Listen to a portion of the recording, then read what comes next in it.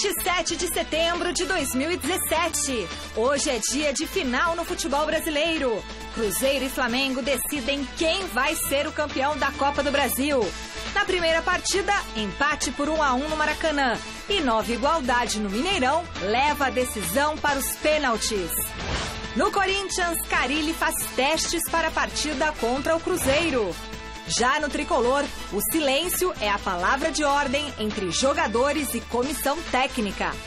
Enquanto isso, no Palmeiras, William recebe pena mínima após expulsão contra o Atlético Mineiro e está livre para o clássico contra o Santos. E ainda, tudo sobre a segunda rodada da fase de grupos da Champions. E uma entrevista exclusiva com Pedro Mauad, conselheiro do São Paulo, que alega ter sido ameaçado pelo presidente Leco. Oi, gente, boa noite. Daqui a pouquinho, às 9h45, Cruzeiro e Flamengo decidem no Mineirão quem será o grande campeão da Copa do Brasil. Mas será que o pessoal que está aqui em São Paulo está sabendo que vai rolar essa decisão? O Vinícius Rodrigues foi às ruas da capital descobrir. Ouviram do Ipiranga as margens plácidas de um povo heróico brado retumbante. É no clima do hino nacional brasileiro que teremos a grande final da Copa do Brasil entre Flamengo e Cruzeiro, Cruzeiro e Flamengo no Mineirão. Mas estamos em São Paulo, terra onde predominam Corinthians, Palmeiras, Santos e São Paulo.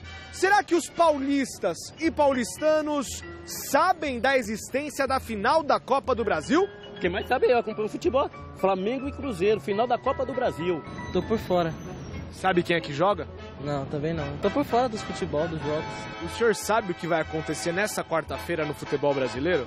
Se eu soubesse, eu sabia o resultado da quina, da Mega Sena, da outra, quem é que sabe? Só Deus sabe. Quanto vai ser Cruzeiro e Flamengo no meio da semana? Por mim, se ganhar, ganhou. Quem ganhar, tá ganhado. Flamengo. Aê! Opa! Primeiro acertou, vamos pro próximo. É Flamengo contra quem? É pegadinha, né? É verdade. É pegadinha. Não. Vamos lá, de Minas Gerais. De Minas. Atlético. Ele tá gostando. Ele é. É pegadinha, né? Você é do Faustinho? Ô louco, bicho, estamos aqui com as videocacetadas, galera! Cruzeiro. Putz, eu ia ser cruzeirense um tempo aí, cara, olha. Você é cruzeirense? Eu ia ser cruzeirense. Você vai passar essa matéria mesmo? Lógico que vou. Meu amigo, uma pergunta rápida. O que tem quarta-feira no futebol brasileiro? Tá sabendo, não? Não. Final da Copa do Brasil. Tudo bem. Copa do Brasil? Isso aí, muito bem. Flamengo e Fluminense? Quase. Sabe o que vai ter quarta-feira no futebol agora? Não. Não sabe? Não tá por dentro? Tem a final de um campeonato. Aqui? É. Mas nem teve ainda. Teve, é o jogo de volta já. Quanto que foi o jogo de ida? 1-1. Aê, garoto, 1-1. Quanto vai ser o da volta agora? Acho que dá Flamengo 1-0. Me ajuda, Pogba. Não fiquei sabendo. Final entre Flamengo e Cruzeiro, cara. Ah, sim, a final. Já teve o primeiro jogo, agora vai ser o segundo. Quanto foi o primeiro jogo? Ô, Guspim, você foi mal aí. É pegadinha, né? Quanto vai ser o jogo da volta? Ah, não sei, acho que o Flamengo leva, hein? Pode crer. O time tá mais forte. Você acompanha o Gazeta Esportiva, é isso? Acompanho. O que você gosta do Gazeta Esportiva? Tudo. Principalmente a apresentadora lá, a Michele Giovanelli. Azar dos adversários, né? Eu sei imitar o Celso Cardoso, sabia? Não, você não imita ninguém. Eu imito. Então imita aí, eu quero ver. Grandes noites pra você que acompanha o Gazeta Gazeta Esportiva. Imita aí, Nóis. faz aí. Grande noite pra você que acompanha a Gazeta Esportiva, meu filho. É nóis. Grande noite pra você que acompanha o Gazeta Esportiva. Amigos e amigas do Gazeta Esportiva, final entre Cruzeiro e Flamengo e a grande questão é: quem chegará ao lugar mais alto do pódio? Voltamos aos estúdios do Gazeta Esportiva. Como é que eu desço daqui, hein, velho? Você tá louco? Internar, chamem os paramédicos antes do grande noite do Celso Cardoso. Que é isso, Vinícius? Vai cair, quebrar o pé. Boa noite, um beijo para esse nosso telespectador aí. Não, depois dessa, ele vai falar daqui a pouquinho da final, então vou me limitar a um grande noite para você que acompanha o Gazeta Esportiva. Aliás, especial grande noite para você também, Vinícius, e para o senhor aí que já fez esse tributo do grande noite. Flávio. Boa noite a todos. Boa final de Copa do Brasil para todos nós. E aí, palpites? Vai dar pro Flamengo? Daqui a pouquinho, né? Vamos dar daqui a pouquinho? Vamos mostrar como foi. Aí. Bom, agora falando sério, né? Porque já teve maluquice na abertura do Gazeta Esportiva. Vamos ver como as duas equipes chegam para essa decisão. Em tom de descontração, Mano Menezes confirmou o que vinha planejando nos últimos 20 dias. O sujeito sem credibilidade é uma porcaria, né? Eu já estou falando isso aí faz 3 semanas que Alisson vai jogar e você, na véspera do jogo, me pergunta se ele vai jogar, né? Então tá, vai jogar. Para esta partida decisiva, o Cruzeiro não contará com Rafael Sobis, suspenso. A escolha para o comando de ataque fica entre Raniel e Arrascaeta.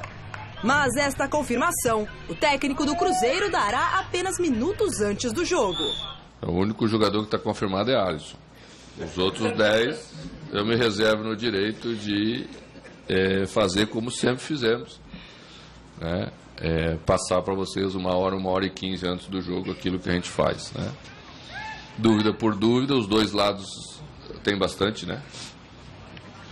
Então nós vamos manter aquilo que a gente fez, a gente acredita muito na seriedade disso, né? Quando eu passo um nome para vocês, vocês podem ter certeza que isso é verdadeiro, não fico passando o nome para depois, amanhã ou depois, né? Tirar. E se não o faço é porque é assim que a gente acredita que deve conduzir coisas tão importantes e tão sérias como são as decisões que eu tenho que tomar. Do lado do Flamengo, Paulo Guerreiro está de volta. O atacante que não jogou na partida de ida está confirmado. A dúvida fica por conta da presença do meia Everton entre os titulares. Recuperado de lesão, ele voltou a treinar com bola na tarde de ontem. Vamos esperar como assimila. Vamos esperar como ele assimila esse primeiro treinamento. Depois tomaremos a decisão se o colocamos como titular ou se será opção no banco. Tudo depende de como ele esteja se sentindo, do lado psicológico e também do lado físico. A segurança psicológica, que não tenha nenhum dor, nada. No primeiro jogo, Thiago falhou no gol do Cruzeiro. Machucado, ele não joga. O contestado Alex Muralha será o dono da posição nesta final. Eu penso que Muralha é um goleiro de trajetória, um goleiro de experiência. Eu acho que Muralha é um goleiro que tem trajetória e experiência. Como todos os goleiros do mundo, ele teve altos e baixos. Acredito que não irá comprometer a equipe frente a um rival como o Cruzeiro. Frente a lo que é a exigência de enfrentar a um grande rival como é Cruzeiro, não? Para este jogo, o critério do gol fora de casa não existe. Ou seja, qualquer empate leva a decisão aos pênaltis. Partida tensa, cheia de mistérios para as duas equipes. O típico confronto que será definido nos detalhes. A intensidade, as decisões precisas, as decisões acertadas. A intensidade, as decisões precisas e acertadas. Isso fará a diferença. Para uma final é necessário ter uma mente forte, um corpo forte, suportar a pressão. O que irá definir o título será como cada time irá aproveitar melhor as situações do jogo. Vai ser ali, em qual equipe aproveita melhor a oportunidade. Agora sim falamos, né, da final. Sem muita firula, sem muita brincadeira. Está aberta, é óbvio, diferentemente das outras fases, foi bem lembrado aí pela narração da Marina, não há o critério do desempate com um gol marcado fora, portanto, o empate ainda assim foi um bom resultado para o Cruzeiro, por decidir em casa, mas um novo empate, independentemente do placar, leva a decisão para os pênaltis. E nos pênaltis aí aquela situação, não sei se para o time da casa é interessante você decidir nos pênaltis, porque ao mesmo tempo que você conta com o apoio da torcida, você também cria um peso a mais nas costas, né? Um peso de decisão, decidindo em casa, a pressão aumenta, porque se você erra, você está errando diante dos seus torcedores. Quer dizer, é um outro aspecto. O Rueda falou de estar forte psicologicamente, estar forte fisicamente. Psicologicamente é tão importante neste caso quanto fisicamente. O Flamengo me parece um time mais técnico, um time mais envolvente e com maiores possibilidades de criação. E o Cruzeiro tem uma forma de jogar que lembra muito, inclusive, o Corinthians, até é a escola do Carille, né? Melhor, a escola do Mano, que o Carille aprendeu muito bem. O próprio Carille já admitiu que a composição do setor defensivo, a maior influência dele nem é o Tite, é o próprio Mano. E o Cruzeiro é um time que marca muito bem, que parte bem pelos contra-ataques, parte bem nos contra-ataques, mas não sei se jogando em casa vai ficar esperando o Flamengo não, viu, Flávio? Boa noite. Boa noite, Celso. Boa noite, amigos do Gazeta Esportiva. O Cruzeiro é um time pronto. O Flamengo é um time sendo montado porque contratou o técnico recentemente. O Flamengo tem melhores individualidades e o Cruzeiro tem jogadores no nível inferior. Então, realmente está muito equilibrado a final. E eu fico impressionado como o futebol paulista é incompetente, né? Não consegue ficar na Libertadores, não consegue ficar na Sul-Americana, não consegue ficar na final da Copa do Brasil. Não, tem 2 times na zona de rebaixamento e conta uma vantagem, né? Como o campeonato regional. Cadê? Grande coisa. Cadê? E aí estamos falando de campeonatos longos, né? Então, o Corinthians líder do campeonato. Ok, é só. Bom, e a gente quer saber a sua opinião, a opinião de vocês que estão aí em casa. Quem será o campeão da Copa do Brasil? Vai ser o Cruzeiro? Ou quem vai levantar a taça é o Flamengo? Vote através do site gazetesportiva.com, no Pix, Celso Cardoso, então. Audiência rotativa do Gazeta Esportiva? Flamengo. Muito bem. Flávio Prado? Cruzeiro, só porque ele falou Flamengo. Se ele falasse Flamengo, eu acho que vai ser Flamengo. Tá bom? É do contra. Não, é porque tá equilibrado, tá muito equilibrado mesmo. Bom, o assunto agora é uma outra Copa, a Copa dos Refugiados. A repórter Marina Marini foi até o Pacaembu no último final de semana acompanhar a final do torneio que reúne imigrantes de diversos países. De patriotismo tomou conta do Pacaembu. O estádio, que está acostumado a receber grandes públicos de Corinthians, Palmeiras, Santos e São Paulo, no último domingo acolheu uma torcida diferente, de imigrantes. Nigéria e Marrocos fizeram a grande final da Copa dos Refugiados, que acontece desde 2014. Este é o maior evento esportivo voltado às pessoas nessa situação no Brasil e é considerado um símbolo de união. Times de 16 países e cerca de 300 jogadores entraram em campo com o intuito de promover trocas culturais. A Copa dos Refugiados busca dar protagonismo a essas pessoas que escolheram o Brasil como novo lar. Nós queremos quebrar a xenofobia. Primeiro objetivo, quebrar o preconceito, ignorância, islamofobia. Por isso, nós estamos aqui no Brasil, que escola de futebol e casa de imigrante. O Brasil, feito pelo imigrante refugiado. O Brasil tem todas as nacionalidades. Então, esse é o motivo.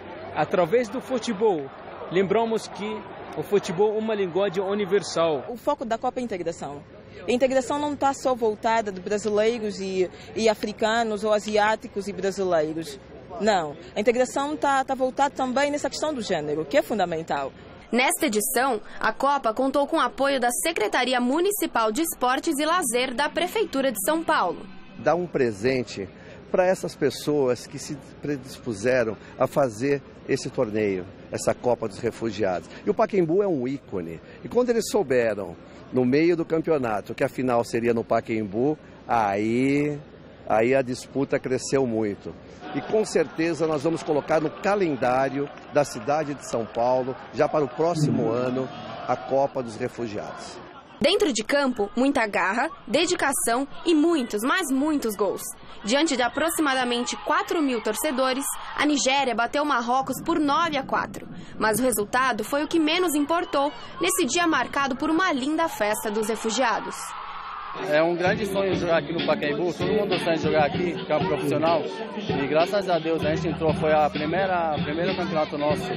Aí a gente entrou aqui e participou da final, grande final. E essa equipa já vem a treinar há bastante tempo, tá? Já estamos há muitos anos a treinar. Então isso é fruto de um grande trabalho que já vem de outrora, né? Sabendo que nós somos imigrantes cá no Brasil e a equipa da Nigéria une sempre estrangeiros. É uma sensação fantástica, Todo jogador sonha pisar aqui um dia, né? Há jogadores profissionais cá no Brasil que nunca jogaram aqui, mas nós tivemos o privilégio de aqui a estrear esse grande campo maravilhoso e é um grande orgulho que a gente tem. Eu agradecer a organização e todo mundo que aqui se fez presente. Que legal, hein? Isso eu acho legal. Acho o Brasil tem um monte de defeitos, mas recebe bem, ou pelo menos melhor do que a maioria dos outros países. Muito legal, bem bacana. Olha, mais 8 jogos completaram a segunda rodada da fase de grupos da Champions League. Vamos ver os resultados? Olha, o Qarabag do Azerbaijão foi derrotado em casa para Roma 2-1. Já o Basel atropelou o Benfica na Suíça 5-0. No confronto entre Juventus e Olympiacos, melhor para os italianos, 2-0 para a Velha Senhora. Em um dos grandes jogos desta quarta, o Atlético de Madrid perdeu em casa para o Chelsea 2-1. Já o Manchester United não tomou conhecimento do CSKA, mesmo jogando na Rússia, 4-1 para o time de Mourinho. O Celtic também conquistou um grande resultado fora de casa, 3-0 para cima do Anderlecht. No outro grande duelo do dia, entre PSG e Bayern de Munique, aliás, todo mundo assistindo esse jogo, show do trio MCN, né? 3-0 para o time de Paris, gols de Cavani, gol de Neymar e também do lateral Daniel Alves. E fechando os jogos desta quarta, o Barcelona bateu o Sporting em Portugal por 1-0, gol contra de Sebastião Coates. Então, mas assim como aconteceu ontem nós tivemos 3 gols brasileiros, né? Gol do Fernando, do Felipe Coutinho e do Anderson Talisca. Hoje nós também tivemos 3 gols brasileiros, os 2 que você citou, do Daniel Alves e do Neymar. Uma vitória impactante, surpreendente até, do Paris Saint-Germain sobre o Bayern, 3-0, sem dúvida alguma, é algo, sabe, para você reverenciar. E tivemos também um gol do Pedro Henrique, que é um meia brasileiro que joga lá no Azerbaijão pelo Qarabag. Ele marcou na derrota do Qarabag para a Roma por 2-1. E parece que selou a paz entre o Neymar e o Cavani, porque eles se abraçaram, deu tapinha nas costas. Conversa fiada, conversa de boteco. O Paris Saint-Germain ganhou um status espetacular, o campeonato francês ganhou um status espetacular, e o Paris Saint-Germain é um dos grandes favoritos ao título, a maior mostra foi isso. Sabe por quê? Porque contratou o Neymar. É simples, é bem isso. Era esse mesmo time sem o Neymar. Vê o que aconteceu, vê o que mudou. E tem conversa de boteco, tudo bem. Boteco ou não, o cara arrebenta, muda de patamar e dá outro status. Beleza, vamos falar agora da Ponte Preta do Flávio Prado. Na última segunda-feira, a delegação da Macaca foi surpreendida por alguns torcedores no aeroporto de Viracopos. E até o atacante Luca, que é o artilheiro do time, chegou a ser agredido. Ontem foi a vez do técnico Eduardo Batista falar com a imprensa sobre esse assunto. A palavra não é medo, né? Se qualquer um chegar aqui em você e te ameaçar de morte, ameaçar sua família, qual reação você vai ter? São seres humanos, né? Então esse não é o caminho, né? Então se a gente achar que o jogador tem medo, mas quem não tem? Né? A gente vive uma época no Brasil de degradação da raça humana. De repente é ruim você ficar com medo. Quem não ficou com medo ontem? Como é que nós vamos recuperar? Então é coisa séria. Se a gente achar que não é normal, nós estamos mortos. Aí vamos lá o 157, vamos lá o NEM, tá certo esses caras. O sentimento é de indignação. Esse é o sentimento que fica. Eu sou do esporte, né? As coisas não são assim no esporte. O país vive uma crise muito complicada, né? E parece que todo mundo joga no futebol as soluções. Né? Então é muito difícil. Eu não vejo ninguém indo lá em Brasília para pressionar os caras que estão roubando a gente, né? Mas vem querer agredir aí atletas. O Brasil só se dá valor. Precisou morrer 72 lá em Chapecó para saber que você tem que contratar um avião de uma empresa séria, idônea, que paga seus impostos, não uma empresa mais barata. Talvez estou esperando morrer alguém para olhar com mais cuidado, né, para que não aconteça nenhuma desgraça mais. Então, o Brasil é o país do jeitinho, da espera. Então, às vezes, se espera uma tragédia para querer tomar alguma providência. Então, a gente fica triste, a gente sabe que não vai ser o último, não vai ser o último, infelizmente, e nada acontece, a impunidade fica, né, como em todo o país. Mas aí, eu concordo com praticamente tudo o que disse o Eduardo Batista, só discordo de um ponto. Os técnicos, os jogadores, eles podem fazer alguma coisa. Podiam se unir, por exemplo, com o que aconteceu aí com a Ponte Preta, para o campeonato. Faz isso, tem que ter uma resposta. Os jogadores, que são aí as vítimas, os treinadores, funcionários de comissão técnica, precisam tomar uma postura para o campeonato. Tem agressão? Ponto. E todo mundo se une em torno disso. Mas cada um quer saber do seu. Muitas vezes até o próprio dirigente é conivente com esse tipo de ação. Que é inaceitável, Eu disse ontem aqui, o país num caos do ponto de vista ético e moral, sabe? Com notícias de corrupção de todos os lados, com ministro sendo investigado, com presidente sendo investigado, ou melhor, estão lutando para que não investiguem. E você vê uma acomodação total no país. Aí o time do cidadão perde um jogo, entra pela primeira vez no rebaixamento, eles se acham no direito de ir no aeroporto querer bater num, bater no outro. Eu não consigo entender essa lógica. Por mais que falem para mim, o futebol mexe com paixão. Não, isso tem a ver com impunidade, sim. Agora, jogadores, treinadores, os profissionais do esporte também têm uma responsabilidade. Já passou da hora de dar um basta, sabe? De falar, chega. Se for o caso, não jogamos, enquanto não houver uma punição para esses vândalos ou enquanto não houver uma lei rigorosa que coíba esse tipo de ação. Vai você, Flávio, invadir qualquer lugar e querendo bater em alguém para ver se você não vai em cana.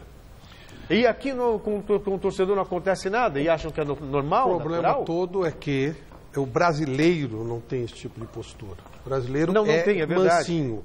Você já viu alguma greve de jornalista? Eu vivi uma que acabaram entregando tudo.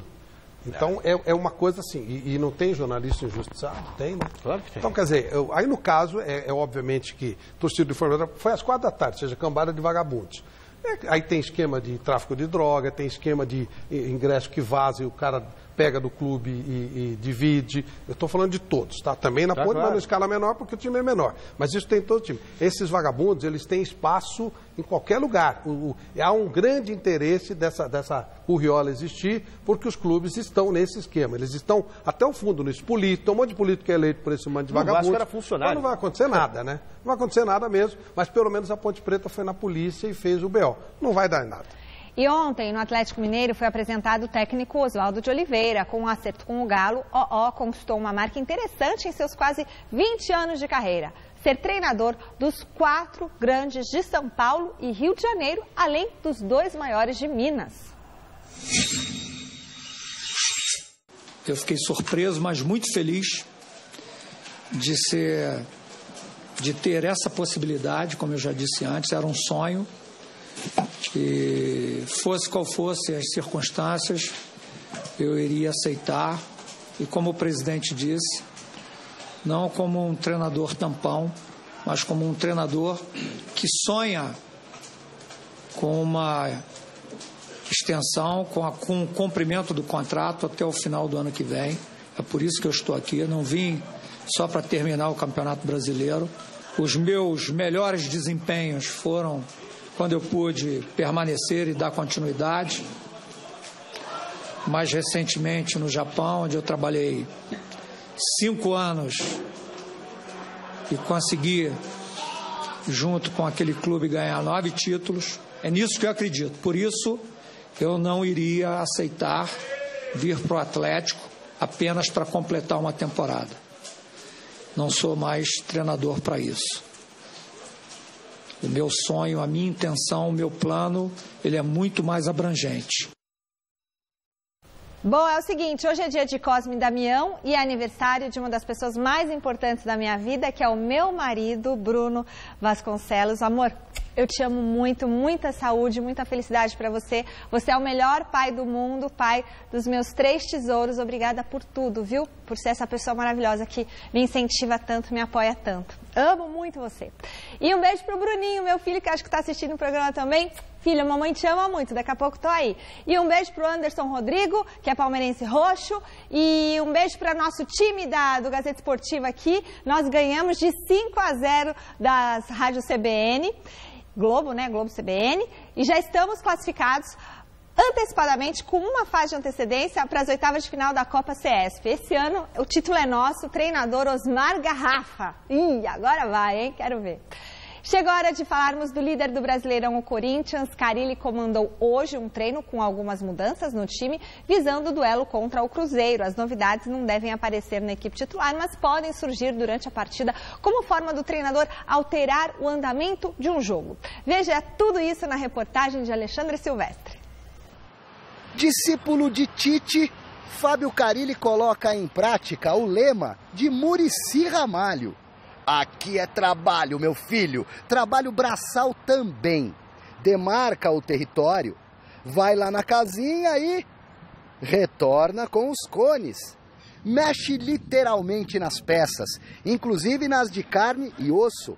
Na atividade tática, Jadson e Gabriel no time reserva. Marquinhos Gabriel e Cleison no titular. Será que o professor vai mudar a escalação do Corinthians para pegar o Cruzeiro domingo no Mineirão? Foi um treinamento que ele não treinou, né, no jogo, ele usou sem treinar, então hoje ele quis treinar isso, né, quis ter uma ideia, mais uma ideia, caso aconteça no jogo e ele acha necessário usar um time mais ofensivo. Ele treinou com a gente agora, mas acho que não é uma mudança. Ele falou que amanhã vai ser um treino mais específico para o jogo, isso aí foi só uma ideia que ele quis passar para nós. Aí sim, Fábio Carille não costuma inventar moda. Só arrisca situações novas se testá-las antes nos treinamentos. Contra o São Paulo, abriu uma exceção.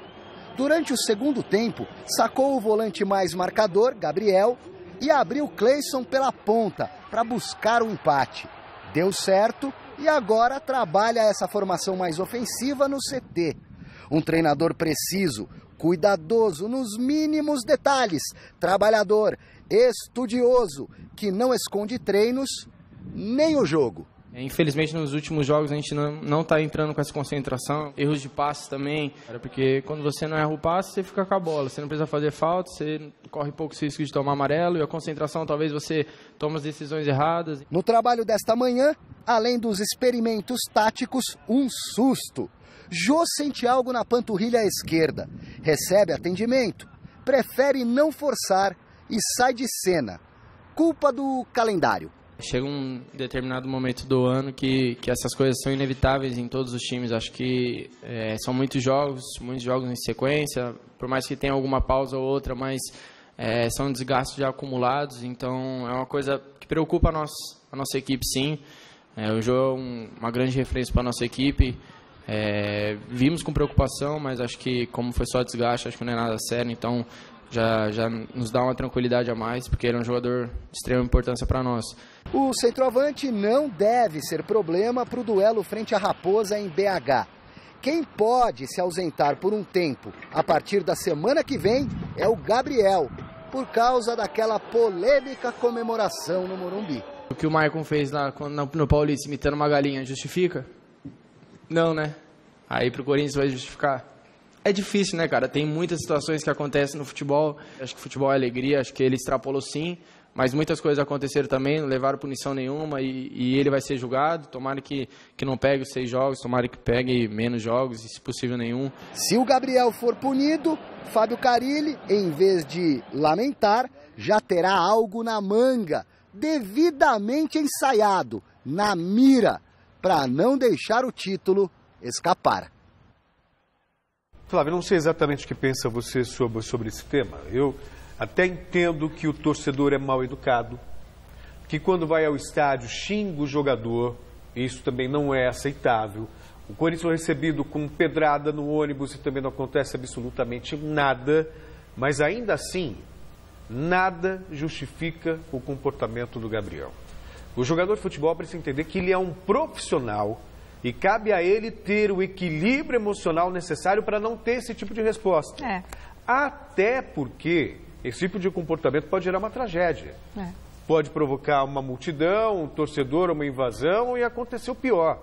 Então, por mais que seja inaceitável a provocação de um torcedor, que não seja educado, digamos assim, o jogador tem que ter cabeça no lugar. Eu falei aqui, eu acho que se o cachorro latir para você, você não pode latir para o cachorro. É verdade, falamos sobre isso na segunda. Mas você não pode jogar em cima dele todas as culpas, né? Até porque quem vai julgá-lo não merece respeito, são os tribunais de justiça. Então é preciso tomar muito cuidado. O futebol tem muito picareta, muito vigarista, muito bandido, e de repente um jogador desses passa a ser o... Não existe uma coerência na punição. Vão querer fazer dele, sabe, uma coisa assim absurda. Então tem que tomar muito cuidado. Tem que tomar uma punição, óbvio, até ele sabe disso, mas... Vamos devagar, embora tudo que você falou eu concorde. Claro. Vamos devagar porque tem coisa muito pior no futebol. no futebol e no nosso país, Sem essa dúvida. política, Sem né? dúvida. Bom, e um ex-jogador do Corinthians, campeão brasileiro pelo clube em 2015, ainda está gerando lucros para a equipe. O atacante Malcom, do Bordeaux, teve o contrato renovado com o clube francês até a metade de 2021. A negociação envolveu também a venda de 15% dos direitos econômicos do atleta de 20 anos, que foi revelado pelo Coringão. Os cofres alvinegros devem receber, sabe quanto? Em torno de 16 milhões de reais por essa transação. Mais informações é só acessar o site gazetesportiva.com. Que beleza, em 20 aninhos. Pois é, senão, que deu certo lá também, né? O Tite lamentou muito a saída dele. Eu acho que vai gerar mais dinheiro ainda. Ele logo vai ser convocado para a seleção, no meu modo de entender, e vai para um time maior do que o Bordeaux. Tudo indica. Está jogando muita bola. Olha, no último domingo, após o clássico contra o Corinthians, o presidente do São Paulo, Carlos Augusto de Barros e Silva, o Leco, se envolveu numa discussão com o conselheiro Pedro Mauad e o caso foi parar na delegacia. O repórter Adriano Dolfi foi ouvir a versão do conselheiro sobre o entrevero. Aqui ao meu lado, o conselheiro do São Paulo, Pedro Mauad, que no último final de semana, depois do jogo entre São Paulo e Corinthians, teve desentendimento com o presidente do São Paulo, Carlos Augusto Barros e Silva, o Leco. Ele vai dar a primeira entrevista para uma televisão depois desse incidente, né, Pedro? O que efetivamente aconteceu? Ao término do jogo, nós estamos descendo para o Salão Nobre e encontrei com ele, estendi a mão para cumprimentá-lo, né? Sem questionar coisa nenhuma, sem falar nada. E ao pegar na minha mão, ele já começou a destilar todas as ofensas possíveis, agressões verbais, cobrança e ameaça, você vai pagar caro. E eu não ia perguntar nada, falar nada. Eu falei, mas Leco, vamos conversar um pouquinho. E segui com ele, vamos conversar um pouquinho.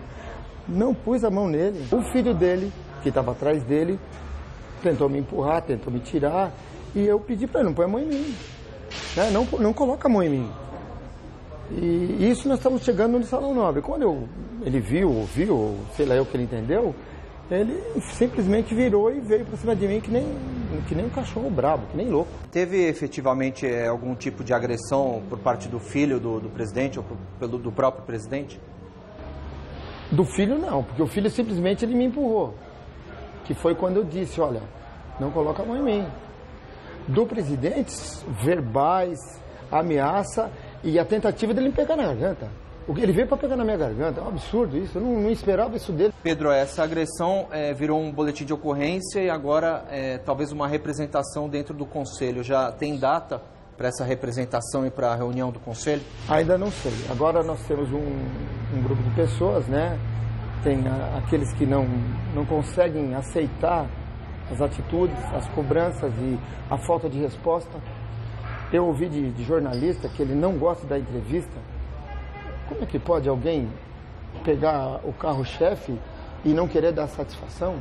Recentemente ocorreu um caso de agressão dentro do São Paulo entre o Ataíde Gil Guerreiro e o Carlos Miguel Aidar. Os dois foram ao conselho, o caso foi julgado, os dois excluídos do quadro de associados. Algumas pessoas vêm dizendo que o boletim de ocorrência é para que ocorra justamente o mesmo procedimento com o Leco. O que você pode responder a esses críticos? Temos um estatuto. É o estatuto que vai fazer, eu não. Eu jamais gostaria de saber que eu sou responsável por esse tipo de coisa. O que eu queria era conversar. A obrigação dele era conversar comigo. E se ele disser assim, você está errado, você está falando besteira, você está questionando coisas que não deve, eu não teria vergonha nenhuma, eu tenho 65 anos, eu não teria vergonha de dizer, senhor, me desculpe, vou tentar melhorar. Quem vai fazer, quem não deve fazer, é o estatuto, o que está escrito nele. Eu não quero isso, eu não fiz com esse tipo de intenção. Bom, em contato com a nossa reportagem, a assessoria de imprensa do presidente Leco disse que o dirigente não vai se pronunciar sobre o assunto, mas ressaltou que, apesar das notícias do caso relatarem uma suposta agressão, o próprio conselheiro deixa claro no boletim de ocorrência registrado na delegacia que não sofreu lesões corporais. Muito bem. Ainda sobre o São Paulo, a imprensa só teve acesso hoje a 15 minutos do treino e nada de entrevistas na sala de coletivas. Para o jogo contra o Sport, Edmar deve assumir a vaga de Júnior Tavares suspenso. As informações do Tricolor com o repórter Adriano Dolfi. Mais um treino do São Paulo em mais uma semana na zona do rebaixamento.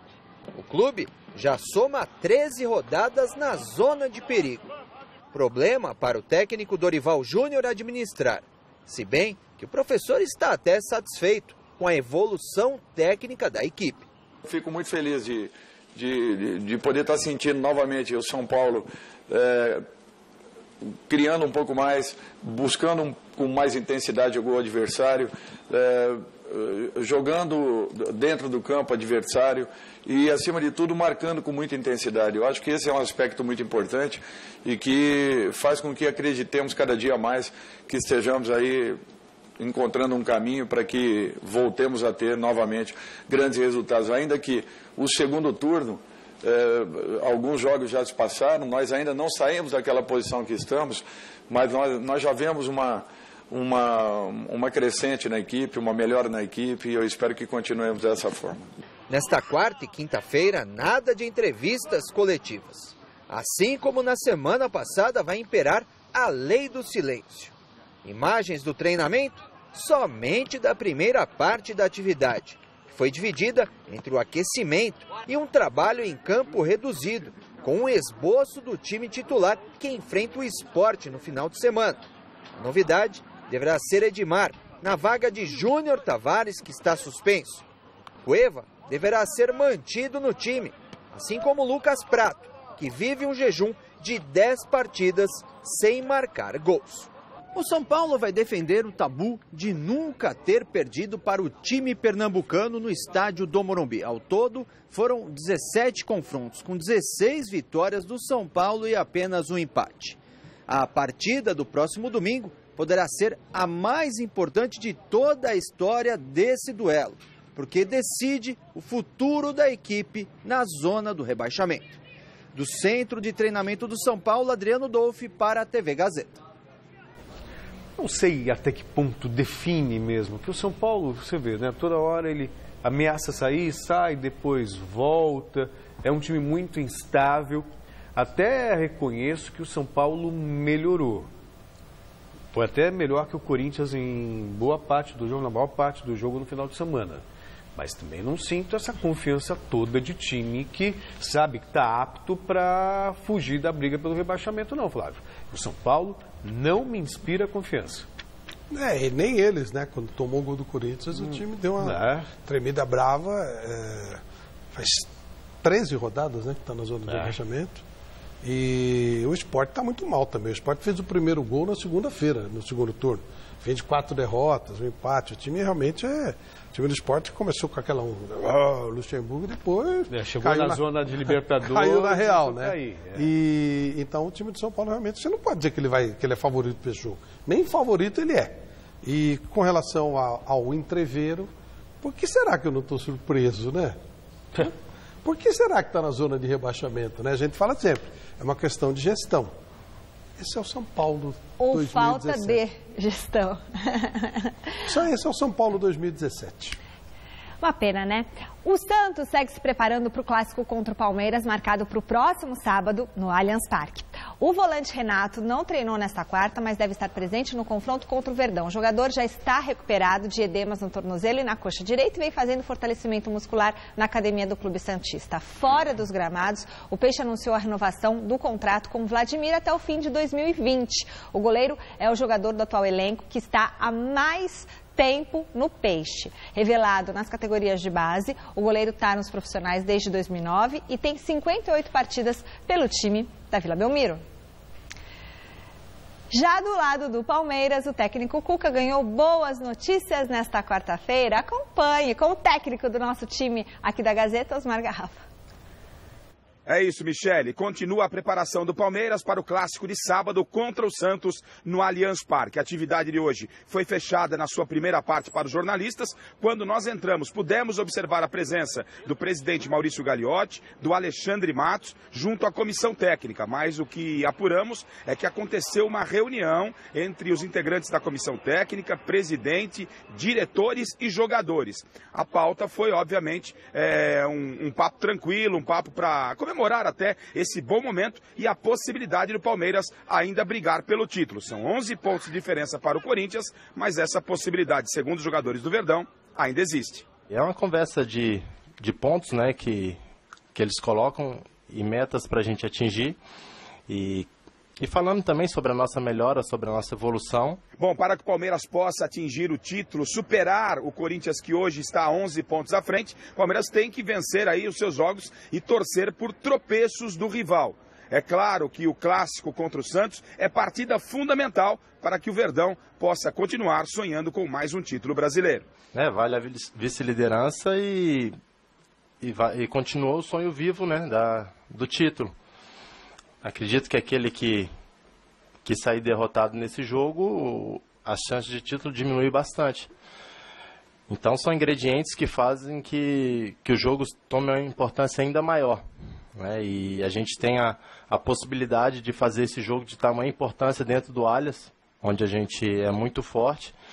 E esperamos continuar dessa forma e fazer um grande jogo contra o Santos e conseguir a vitória.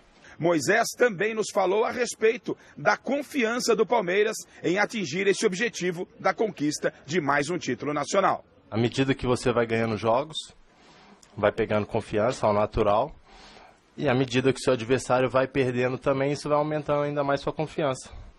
Então a gente tem que continuar dessa forma, vencendo, que a partir do momento que a gente vence, aumenta também a pressão do adversário em ter que ganhar. E acaba que com isso, de repente, pode acontecer deslizes e quando acontecer a gente tem que saber aproveitar da melhor forma possível.